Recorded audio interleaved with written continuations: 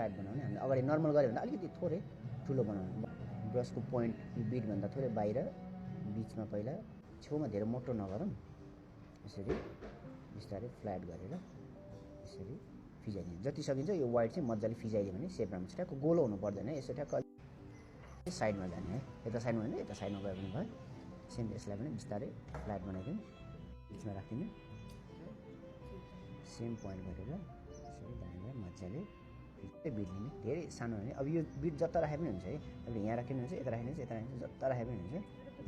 हेरेर सिम्पली बिचमा भयो अनि दायाँ बायाँ यो यता भन्दा नि दायाँ बायाँ फिजाउने ल मजाले यता धेरै फिजायो भने फेरि यता माथिसम्म आउँछ फेरि सुरुको चाहिँ जता राखे पनि भयो नेक्स्ट सेकेन्ड चाहिँ यसको ठ्याक्क अपोजिट राख्दिनँ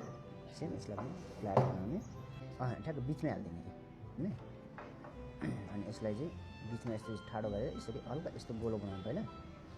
अनि यो पोइन्ट त्यहीँ राखेर यसरी अब यसलाई चारैतिर होइन सेकेन्ड लास्टभन्दा अझै सानो लिने चाहिँ लास्टको चाहिँ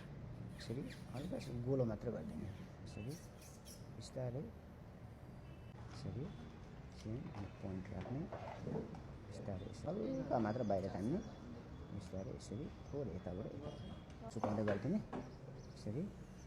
सेम यस्तो कर्नर कर्नर यता बनायो भने चाहिँ यता बनायो भने चाहिँ आफूलाई जता सजिलो हुन्छ होइन ठ्याक्कै यो कर्नरबाट जहाँ पाए त्यहीबाट चाहिँ नबनाउने अलिकति नेचुरल देख्नु पऱ्यो फ्ल्याट बनाउने ठुलो भए पनि फरक पर्दैन है